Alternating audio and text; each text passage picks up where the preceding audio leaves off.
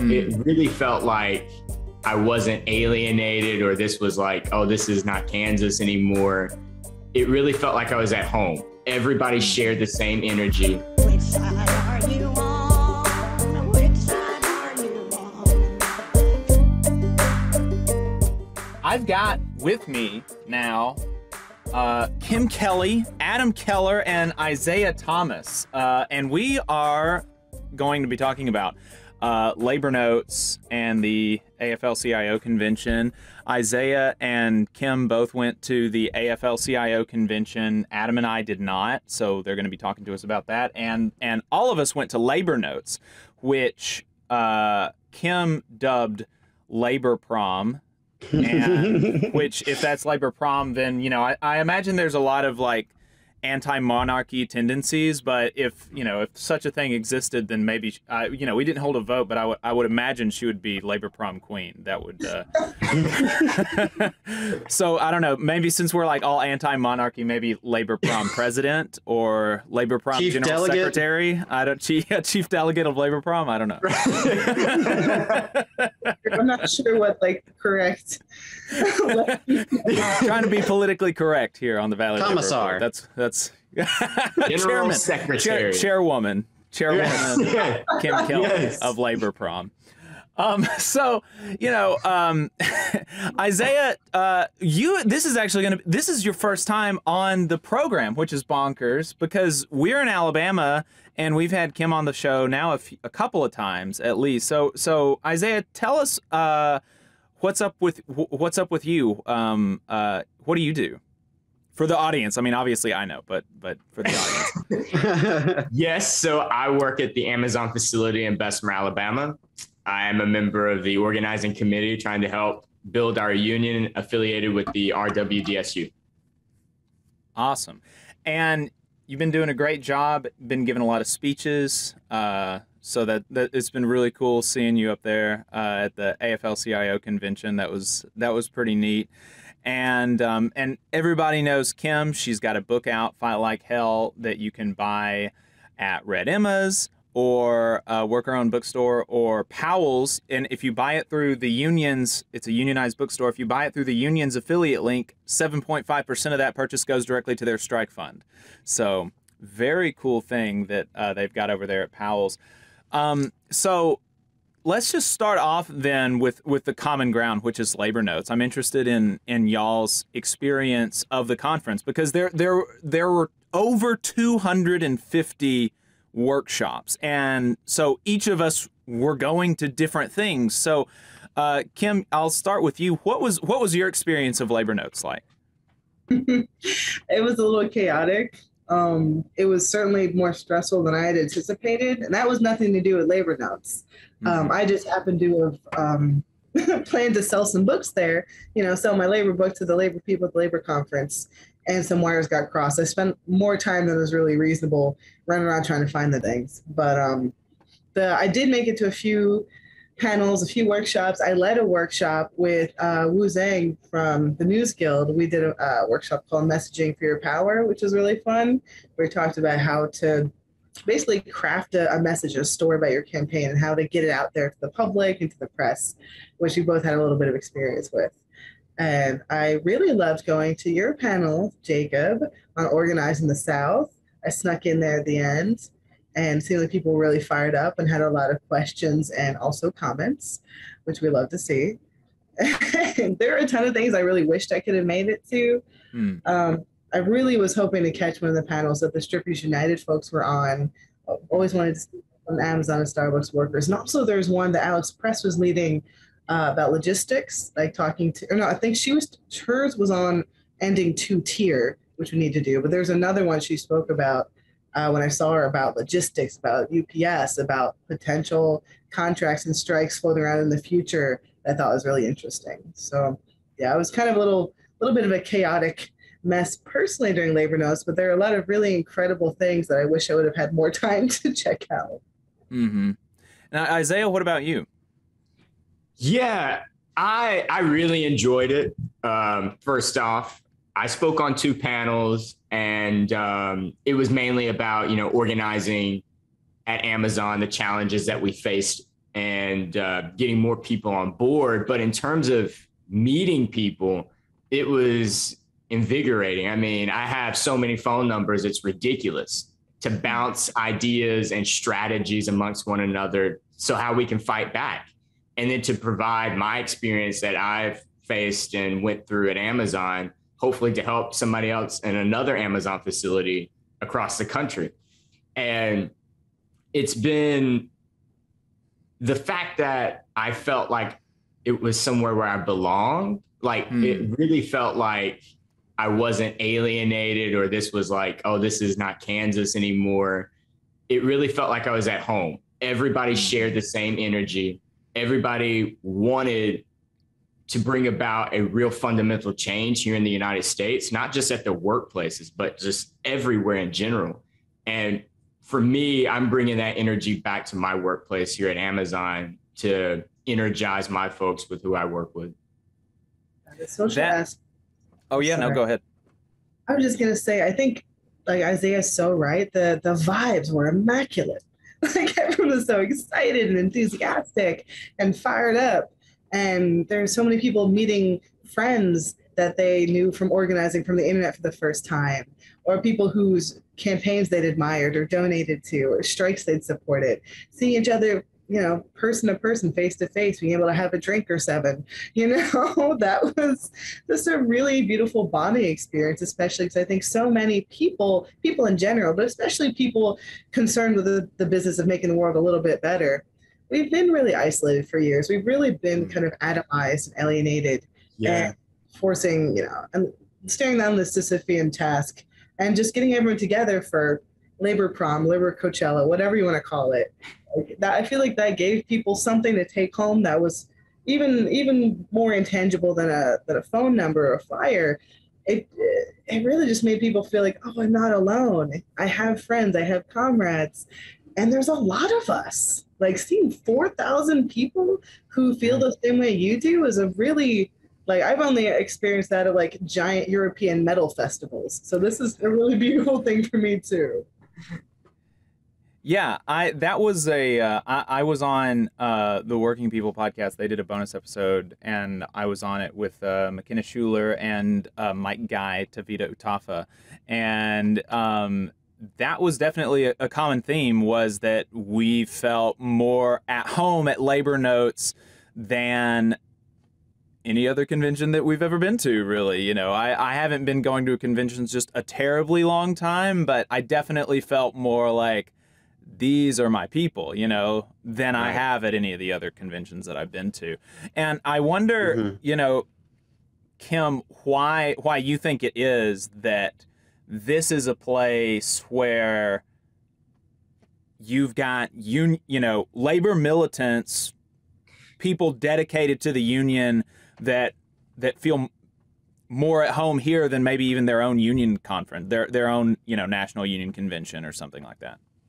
I think you almost answered your own question in the phrasing, right? Because there's this baseline of militancy that is not something that you experience in every other labor gathering, right? Whether it's your union hall, your union meeting, other specific conventions or conferences.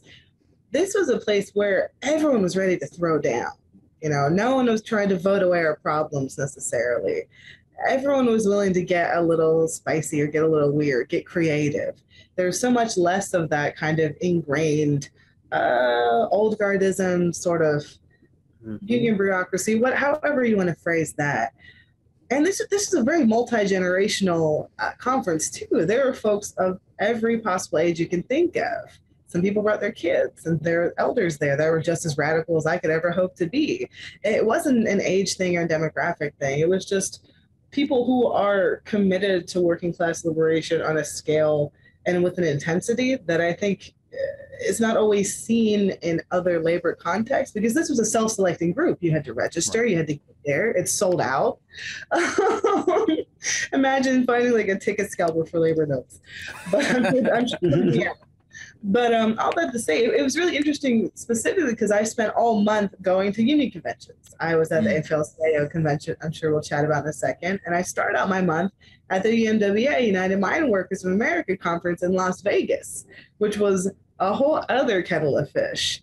And as much as I felt at home in certain ways in all those contexts, labor notes, I was like, oh, here's all my homies, you know? Yeah. Well, what was for it? Talk to us a little bit about the UMWA convention, and then you can go. We'll go into the AFLCIO convention, because I'm interested in talking to you and Isaiah about what happened there, since I wasn't able to go, and since I wasn't able to go, maybe speaks to a bit of the like some of the issues perhaps with the National Federation, but yeah, talk to us about the UMWA convention, and then we can go into the AFL.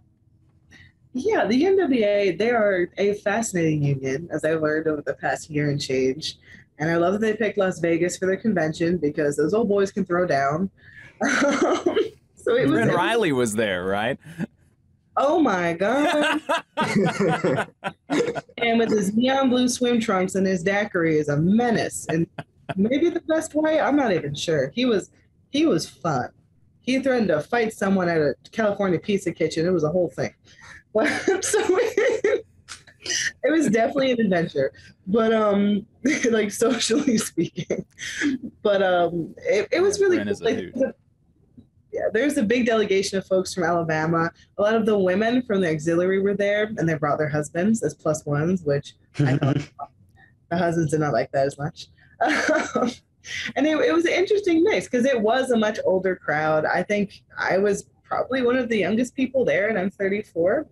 But there were people that were militant and were very progressive and had been part of these really incredible moments in labor history, these strikes, these campaigns.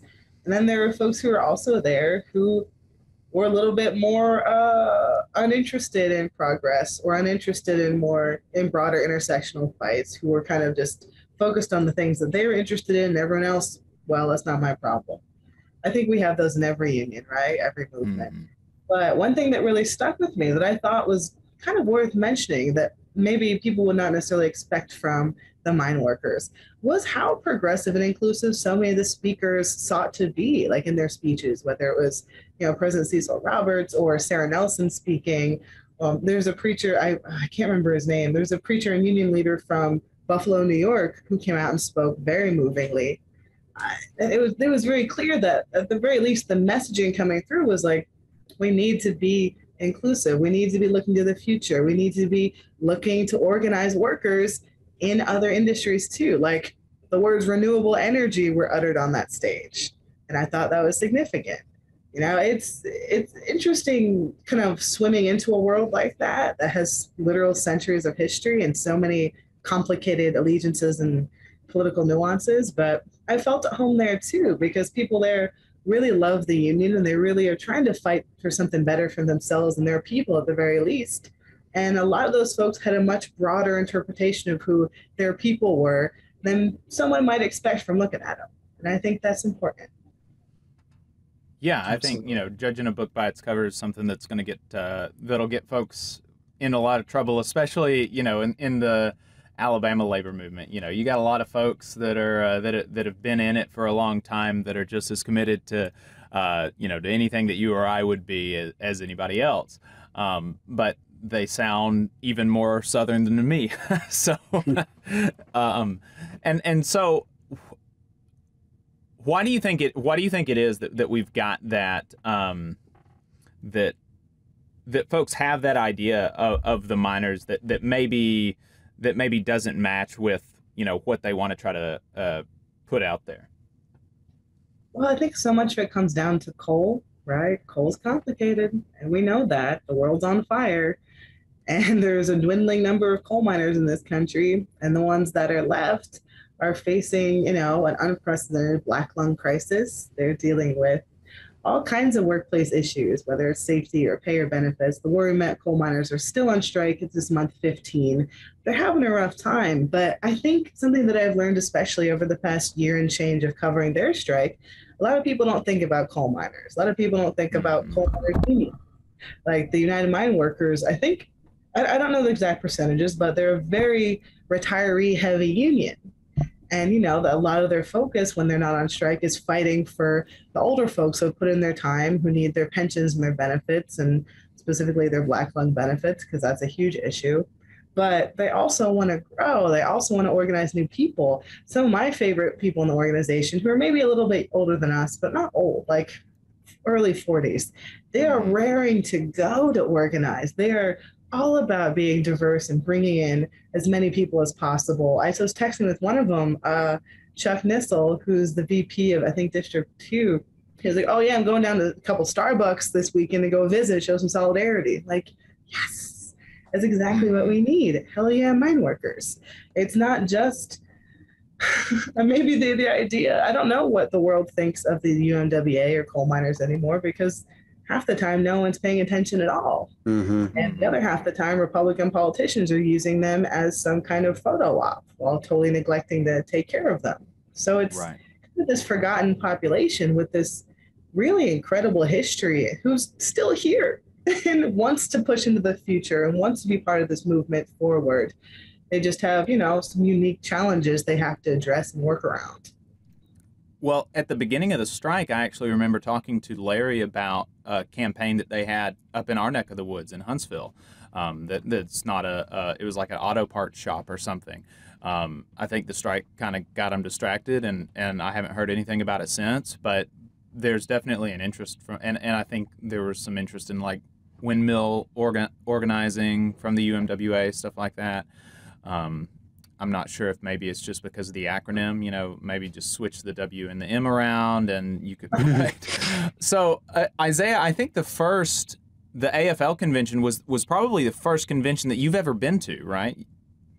Yes. It was my first time ever leaving the South in general. Wow. Yes. In Philly, hell yeah. Yeah. And it was my first time on a plane. So that, yeah. I went there. And at first I was like, I don't know why I'm going to Philadelphia. Literally, I was like asking myself that question. I was like, why am I on a plane heading to Philadelphia? And I was told it was for an AFL-CIO convention. And at first I was just like asking all these questions, like, what is the convention for? And then I found out it's because Liz Schuler was running to be reelected unopposed. And then I found out that I had a speaking opportunity with my coworkers from Amazon and the lead organizer who helped us and currently helping us, Adam, form our union here at Amazon. And we gave this badass speech that was really energizing and reinvigorating.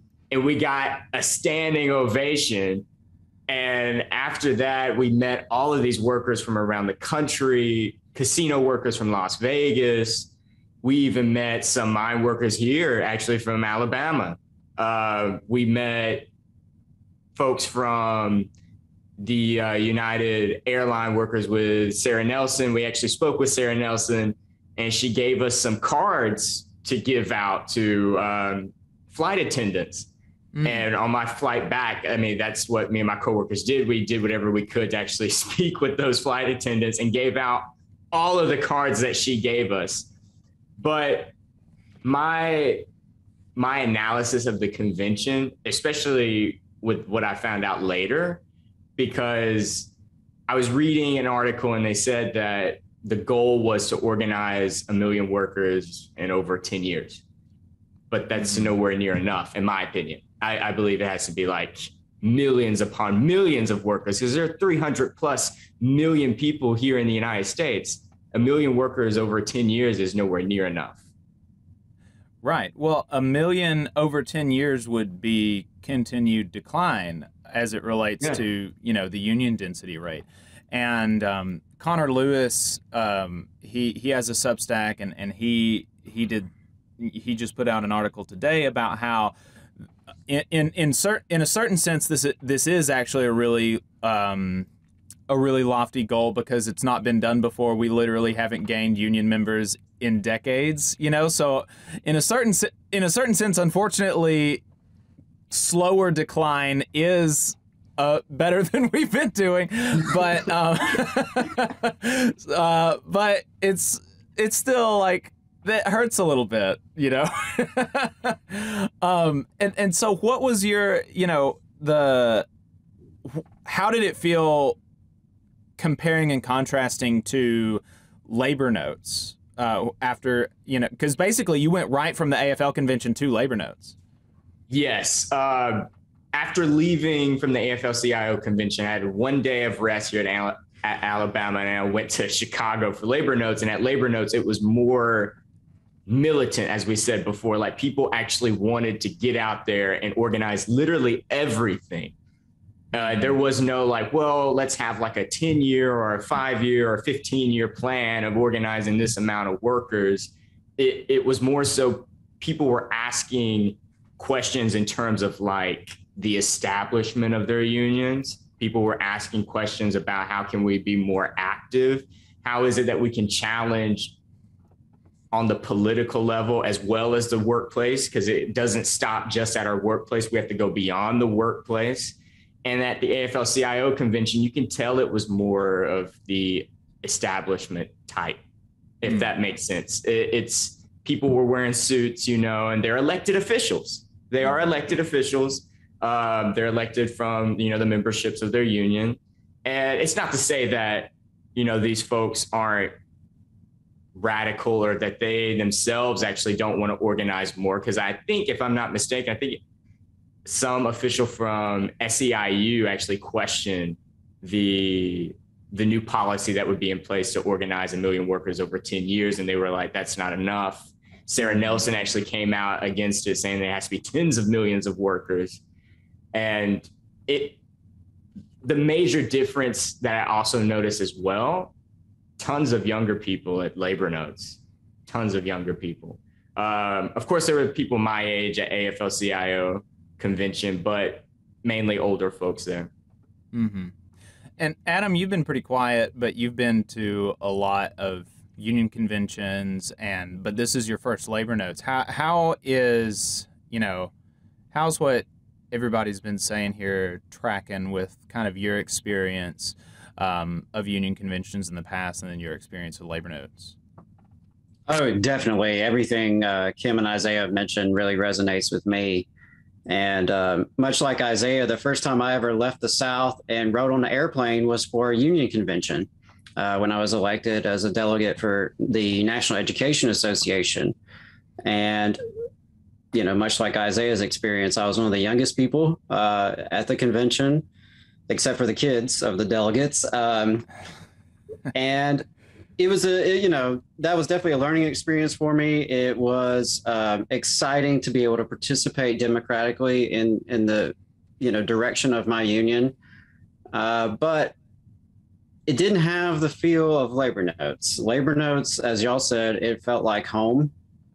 And that is particularly true, having lived my whole life in Mississippi and Alabama, and now in a very conservative part of North Alabama, feeling like not alone, feeling like you do have sisters and brothers and siblings surrounding you who believe in something greater than themselves.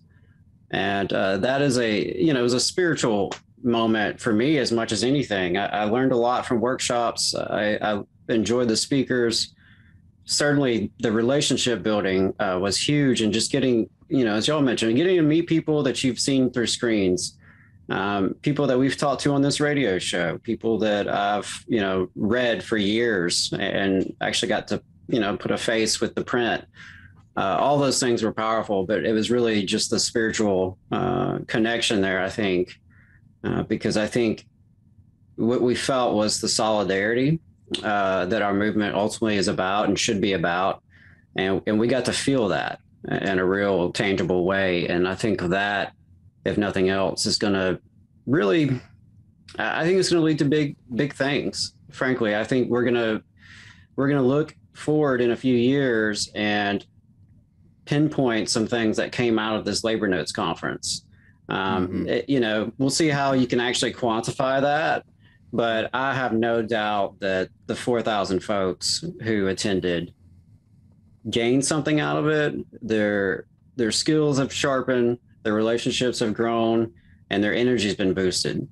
And for me, that was the biggest thing. I've had a rough couple of years, and my organizing has, had more downs than ups, frankly. More defeats than victories. to be surrounded by folks who feel the way I do, who believe a better world is possible, and actually are willing to fight for it. That is that's something that can't be replaced, via Zoom, and it can't be replicated in just your standard conventions that we've all been to. As important as they are, they have a lot of the issues that y'all described in terms of leadership that sometimes can be out of touch, a lack of diversity that, oftentimes the attendees of the more official conferences and workshops and certainly conventions don't always reflect the diversity of the membership, and certainly don't always reflect the diversity of the working class.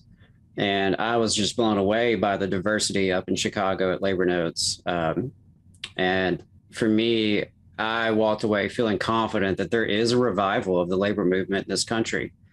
And it's being pushed by folks who are younger, but who are learning from our elders and taking that wisdom from those who have been in the fight for a long time and frankly have seen mostly bad times over the past few decades. But, there's a young cohort of militant rank and file activists and organizers who are really dedicated to growing their unions, building new unions, and reshaping our society. And I mean, how can you not be excited about that? Yeah, it's funny that a lot of times my analogies kind of go back to church because I'm not terribly religious anymore, but probably the last time that I've been in a room of folks and felt so like unconditionally loved and cared for and affirmed was when I was, more a part of the church and my parents' church. And that's something that my dad has said that church does for him. You were talking about the spiritual nature of the thing that we went to. In my parents' church, they have services every Wednesday night, and he said it's like a filling up his gas tank for the rest of the week. He gets a whole bunch of love on Sunday, and then it kind of goes down, and he gets a little pick me up on Wednesday nights when he's around all these people that love him, and that's definitely how I felt at Labor Notes. And one of the things that I would really like to do is figure out how we can turn our local meetings and stuff like that into something where even if everybody doesn't necessarily share the same politics or vision that we do, that we can engender the feeling of unconditional love and solidarity and we're here for you. Because I think that just the spiritual nature of the thing, I think is super important, and it's super helpful for people. One thing that I've been thinking about as we've been chatting that also stood out about Labor Notes that might be useful going forward is that nobody was in charge. There wasn't really a sense of hierarchy there. Of course, there were people who you respect for the work they've put in or the position they've attained through helping their fellow workers. But there wasn't, there weren't a lot of suits. There wasn't anyone telling you what to do. Everyone there was a volunteer or an organizer. It was very much a collective effort, massive collective effort. But you didn't have to ask permission to do anything. You didn't have to, wait online to speak to someone or go through a publicist. It was very much just people connecting with people in a way that I think, folks really valued. You could go talk to Sarah Nelson if you saw her walking by and she'd be like, oh, hey, because you're on the same team. You're all on the same level. I think it's very different from having to go through a line of security to talk to someone who represents you ostensibly, right? I think there's a lot of kind of rickety old hierarchical structures within the union movement that we could probably do with chiseling away at because we are all equal, right? No animal is more equal than any other animal. And I think that maybe that's a lesson that Labor Notes hopefully made clear too. Nobody's better than anybody else. Absolutely. I mean, and that's something that I know I say a lot on this show because it's really my guiding principle, which is I'm not better than anybody else and ain't nobody better than me. And that's, that's kind of my politics in the nutshell. And that was the energy of Labor Notes, that we're all in it together. And a couple of more of the things that really stood out to me, there's a couple quotes that I jotted down throughout the weekend. One was that we have to get more comfortable being uncomfortable. And that really resonated. And, it's something that I think all of us in the movement can embrace, that we have to have difficult conversations sometimes.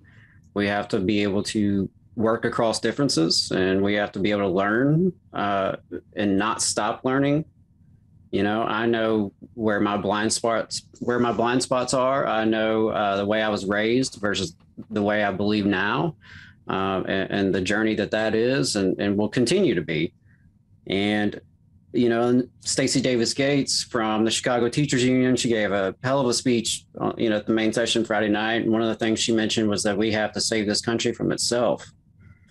And that really hits home even harder now than it did when she said it, in light of recent news. So I think that one of the other things that stood out is, of course, that we have to respond to bigotry with solidarity.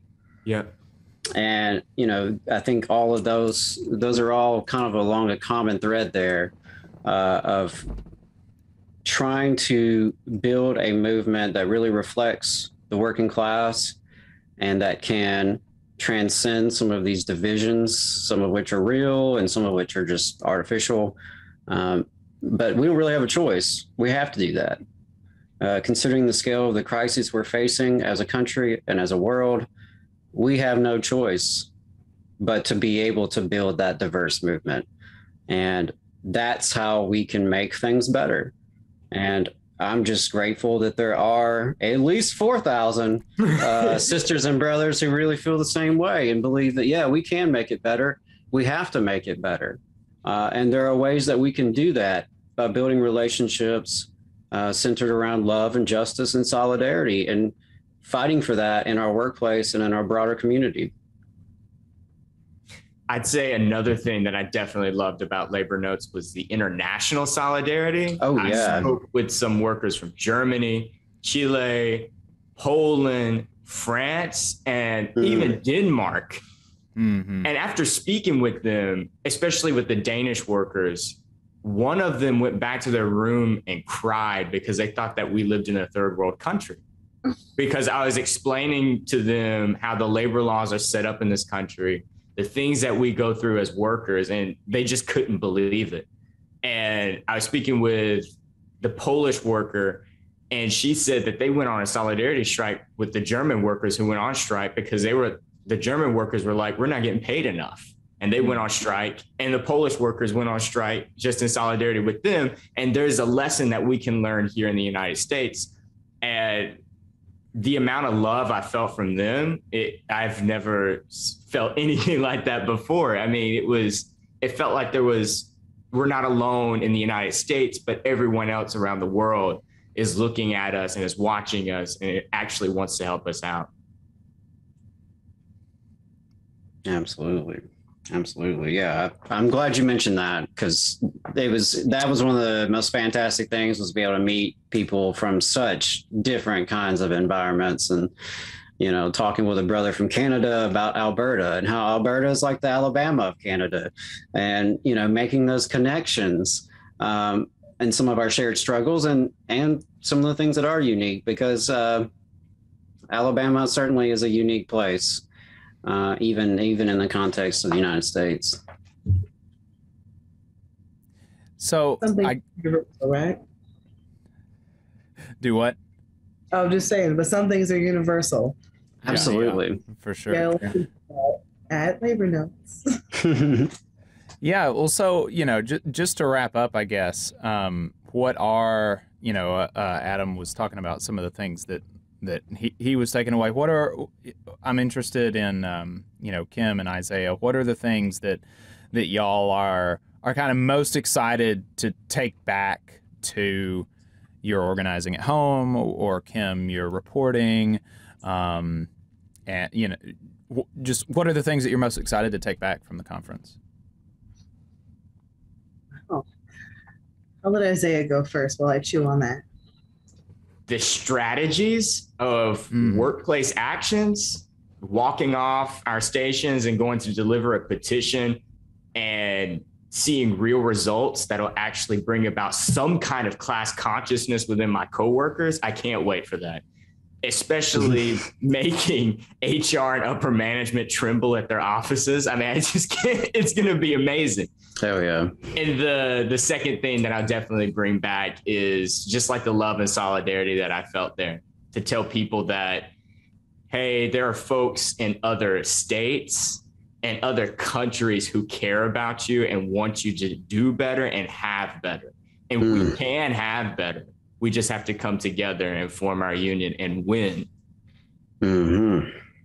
I just love seeing, I feel like I'm going to keep that program and go through it every time. I'm like, what should I write about? Oh, here's hundreds of possible stories and people and campaigns I could dig into.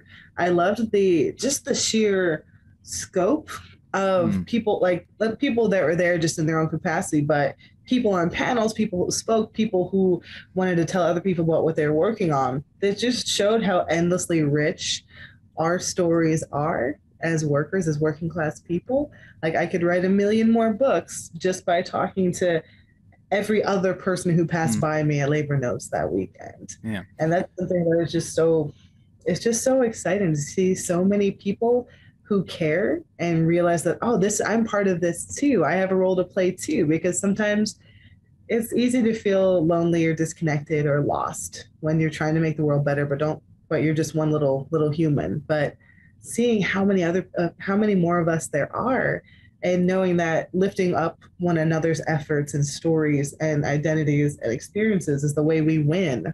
Like, it just feels really good. And it feels like I've got my marching orders. So shout out to Labor Notes for that. Yeah. You mentioned the diversity of the types of people, and it's almost like workers are the people that make everything in the world run, something like that. So something like that. All right. Well, everybody, I appreciate it. Despite the the time confusions, appreciate everybody making it on such short notice, and so. Really appreciate y'all's time. Thanks so much. Thank you. Solidarity. Thanks, y'all. Love you, boys. You just saw a clip from the Valley Labor Report. We are live every Saturday morning from 9:30 a.m. till 12:30 p.m. And we pride ourselves on keeping all of our content free to everybody so that we can talk to as many working folks as possible. If you support the work that we're doing, you think that it's important, you think that it's good, then consider making a monthly contribution to the project, and you can do that on our website, tvlr.fm.